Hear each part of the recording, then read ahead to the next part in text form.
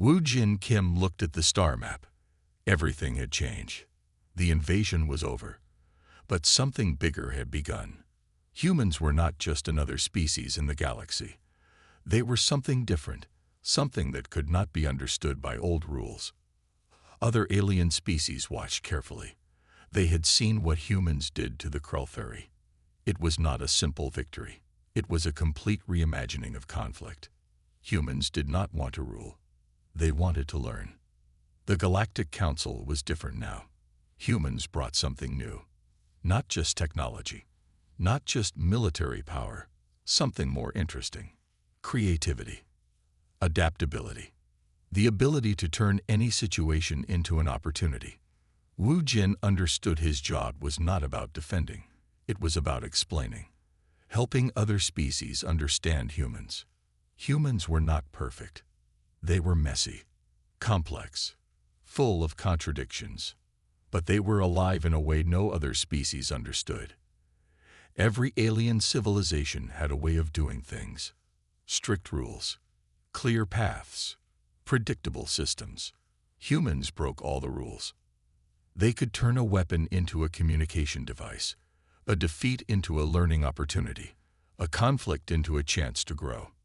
The Krultheri invasion became a story, not just a war story, a story about understanding.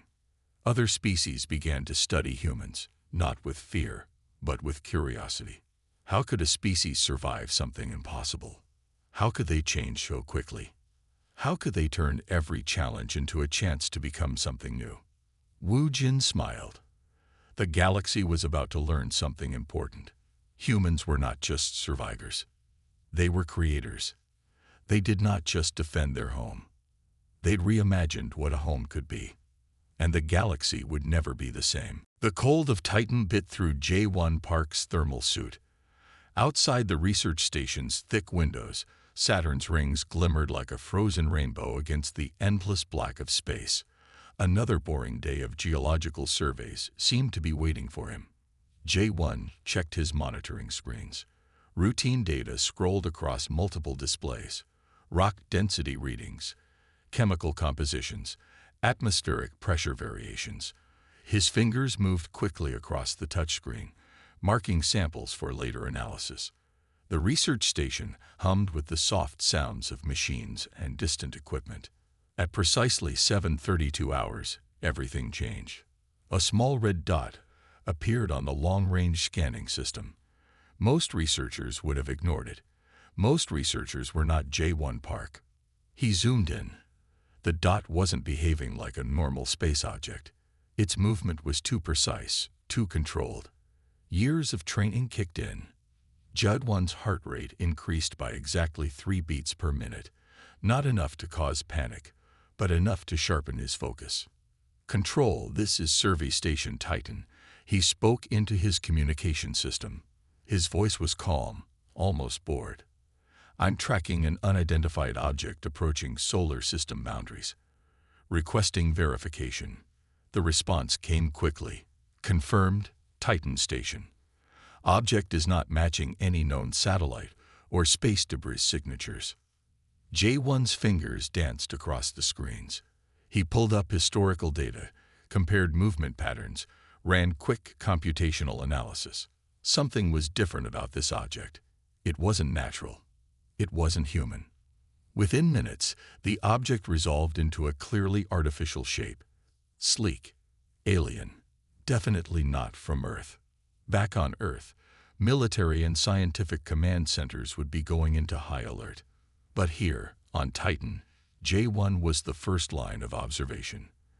First contact, if it came to that. The alien craft moved with a precision that spoke of advanced technology. It wasn't charging. It wasn't attacking. It was studying, scanning, gathering information. J1 understood immediately. This was a scout ship, a reconnaissance mission. He remembered his training. Stay calm. Observe. Report. Do not engage unless directly threatened. The ship moved closer. Its design was unlike anything humans had ever created. Smooth curved surfaces that seemed to absorb and reflect light in impossible ways. No visible propulsion systems, no recognizable energy signatures.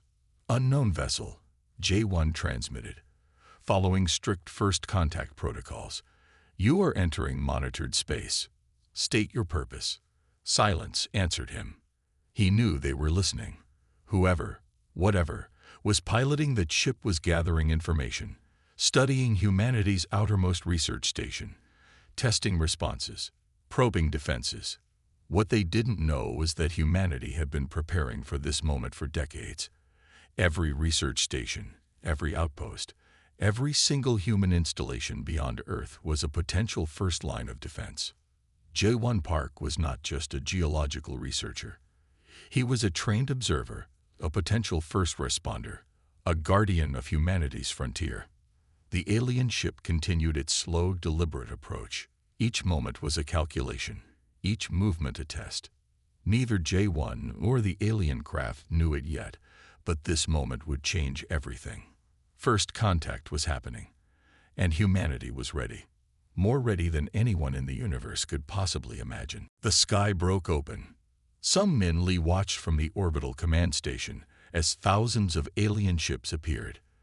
They looked like dark metal needles, cutting through Earth's atmosphere with impossible speed. Each ship was larger than the biggest human aircraft carriers. They moved together like a single living thing. The Krelthari invasion had begun. All defense systems, Sungmin spoke into his communication link, are now active. Hyun-Woo Choi, sitting in the ground defense control center, heard the command. His fingers moved across multiple screens. Hundreds of defense systems that had been hidden for years now came to life. The aliens expected an easy fight. They were wrong. The first wave of alien ships targeted major cities: New York, Tokyo, London, Beijing. They expected these population centers to be weak points, easy targets that would break human resistance quickly. But these cities were not what the aliens expected. As the first alien ships approached, something strange happened. Buildings seemed to shift. Camouflage systems that had been decades in development activated. Entire city blocks transformed. What looked like normal streets and buildings became complex defense networks. In New York, skyscrapers that seemed ordinary suddenly revealed weapon systems. Smooth walls opened. Defense cannons emerged. The city itself became a weapon. The alien ships fired their first shots. Energy weapons that could destroy entire city blocks in seconds. But the human defenses were ready. Quantum shields appeared. They were not like normal shields. These were adaptive systems that learned from each attack. Where one alien energy blast hit, the shield would change. It would learn. It would become stronger. Some men watched the battle unfold on his screens. The alien tactics were mathematical. Perfect. Predictable. Humans were not predictable. Ground teams that seemed to be simple construction workers suddenly became mobile defense units. Vehicles that looked like normal trucks transformed into combat platforms. Every single human installation was a potential weapon. The aliens had studied human technology for years. They thought they understood humanity. They were wrong. Defensive pattern Delta, Hyun-Woo commanded. His voice was calm, almost bored. Across the planet, human defenses moved into position, not as separate units, but as a single, connected system. Each city, each base, each research station worked together like one massive organism. The first hour of the invasion was not what the Krelthari expected. They lost almost 30% of their first wave. Sungmin allowed himself a small smile. This was just the beginning. The aliens had made a fundamental mistake. They thought humans would fight like other species they had conquered. Separate, divided, easy to break. Humans fought differently. When threatened, they became something else entirely. A single unit, a single weapon, with one purpose: defend home. The battle for Earth had begun, and humanity was just getting started. Ji-Yun Park moved silently through the mountain tunnel. Her team was not defeated. They were preparing. The Krelthari thought they had won after destroying major cities. They were wrong. Humans had been preparing for this moment for generations. Every mountain, every forest, every empty space could become a battlefield. Underground networks stretched across continents. These were not just simple tunnels. They were complex systems built over decades. Communication lines, supply routes, hidden military bases, all connected, all ready. Jia-Yun checked her tactical display. The aliens controlled the cities, but cities were not the whole planet. Base 1. She whispered into her communication device. Prepare Phase 2. Across the world, similar teams were moving. They were not a traditional military. They were something else. Adaptive, connected, impossible to fully destroy. The Krell Theory had a simple invasion plan. Take the cities. Control the population. Break the human spirit. Humans did not have a single spirit to break. In Brazil, jungle teams used local terrain as a weapon. They knew every tree, every river, every hidden path. The aliens' advanced technology meant nothing in thick forests where tracking was impossible. In Siberia, underground networks used the extreme cold as a shield. Alien technology failed in temperatures that humans had learned to survive in for centuries. In the Australian outback, small teams turned the empty desert into a battlefield of shadows and surprise attacks. Jia-Yun's team represented something the aliens could not understand. Humans were not just a single species. They were a collection of cultures, of experiences, of survival skills developed over thousands of years. The first rule of invasion: know your enemy. The Krell Theory knew human technology. They did not know human spirit. Movement detected. Her team member whispered. A drone had entered their zone. But this was not a normal drone. It was a human drone.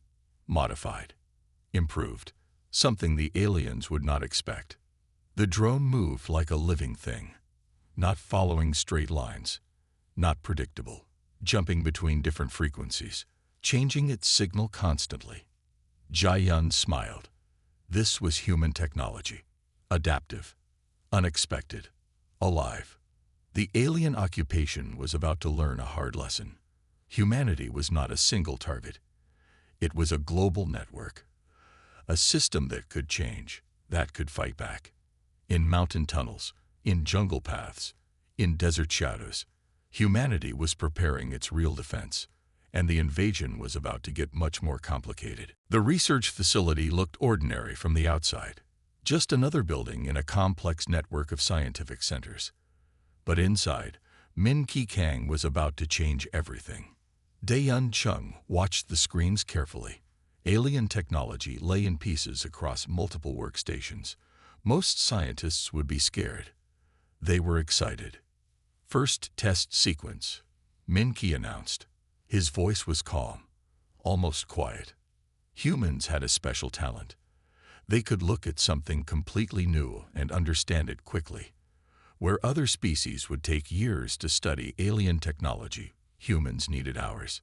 The alien communication device was complex. Millions of tiny connections, signals that moved in ways no human technology had ever moved before. But Min Ki saw patterns. Humans always saw patterns. We're not just copying, Dae-Yun explained to her assistant. We're improving. This was the difference. The Krell Theory thought they were advanced. They did not understand human creativity. On the screen, the alien device began to change. Min Ki was not just studying the technology. He was teaching it new tricks, making it do things its original creators never imagined. Quantum communication networks lit up across the facility. These were not normal communication lines. They were living systems. They could learn. They could adapt. The Krell Theory had one big weakness. They thought technology was fixed, unchanging. Humans knew better. Technology was alive. In another part of the facility, Dae-Yun worked on something even more interesting. The alien weapon systems. Most species would try to copy them exactly. Humans would make them better. Look at this, she told Min Ki. Her fingers moved across the screen.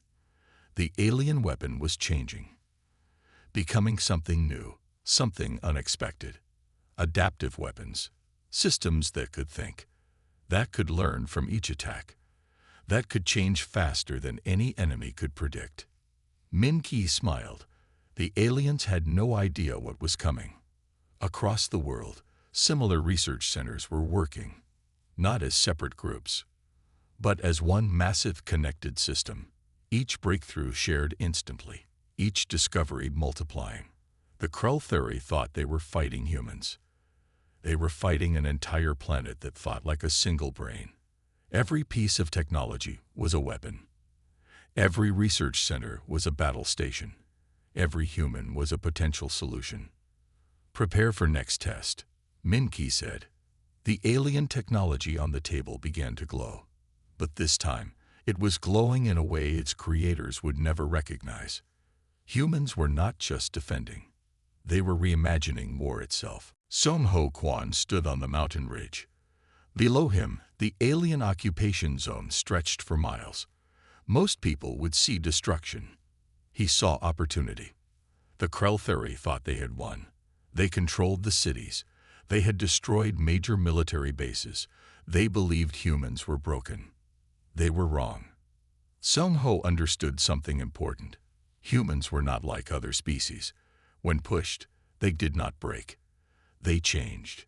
His communication device buzzed, not with a normal signal, but with a quantum-encrypted message that jumped between different frequencies. The aliens could not track it, could not stop it. Prepare global countermove, the message read. For months, the aliens had believed they controlled Earth. They did not understand that every human defeat was actually a preparation. Every destroyed city was a lesson. Every lost battle was a new strategy. Resistance was not about fighting. It was about thinking. In the American Midwest, underground networks had been converting farming equipment into weapons. Tractors became mobile defense platforms. Grain silos became communication centers. Everything could be a weapon. In the Russian tundra, entire communities had disappeared, not destroyed, hidden, waiting. In the Australian outback, small teams had been studying alien technology, learning, preparing. Song Ho watched a drone fly overhead. But this was not an alien drone. This was a human drone. Modified, improved, alive. The drone was more than a machine. It was a weapon that could think. Below him, alien forces moved like they owned the planet. They did not realize they were walking into a trap. Humans had a special skill. They could turn weakness into strength. They could make something from nothing. The aliens studied human technology for years. They thought they understood humans. They were wrong. First phase, Song Ho whispered into his communication device. Across the planet, hidden systems began to move, not as separate units, but as one massive connected organism. The aliens had a big problem. They thought like machines. Humans thought like something else. Something alive. Something that could change. In the cities they controlled, alien systems began to fail.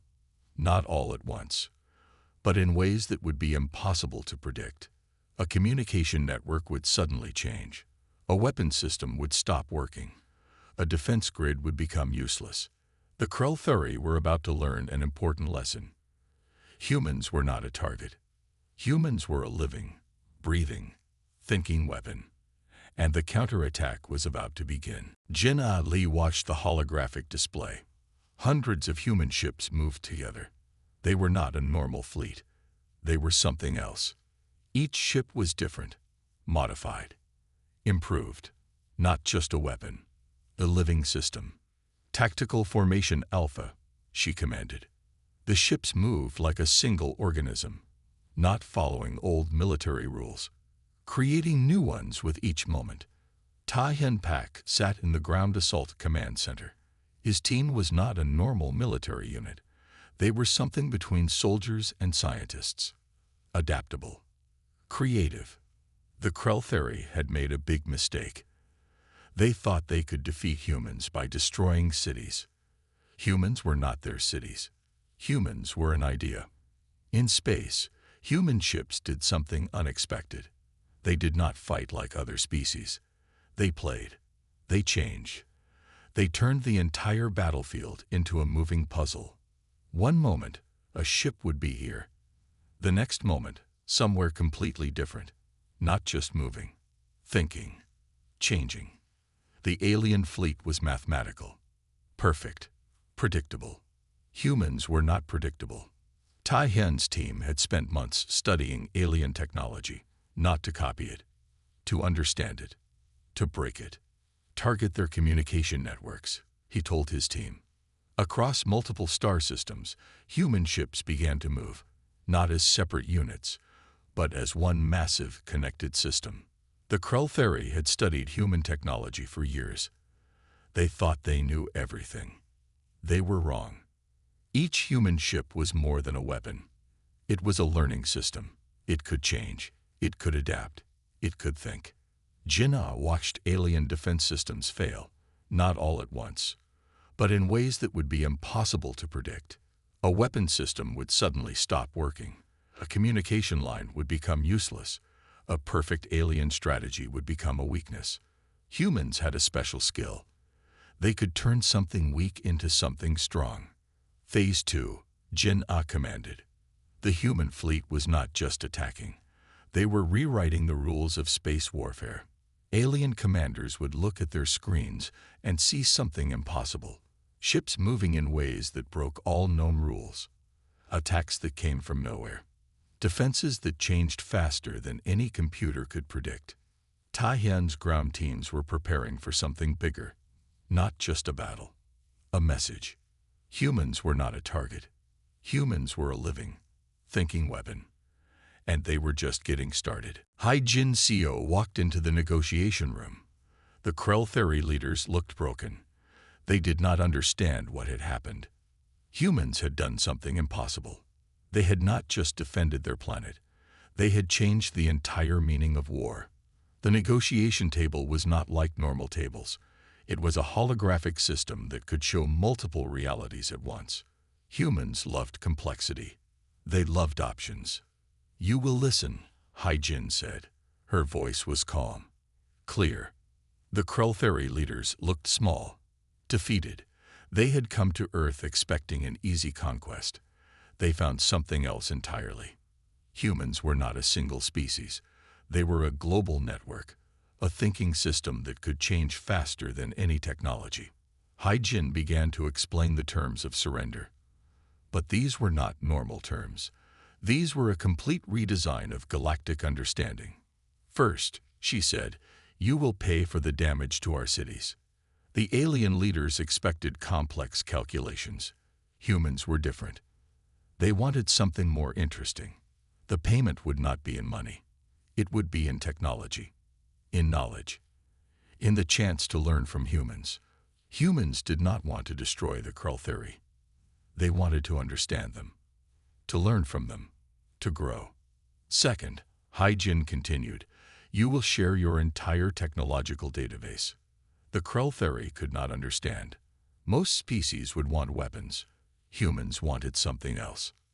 Knowledge, understanding, the ability to grow. The negotiation was not about winning or losing. It was about learning.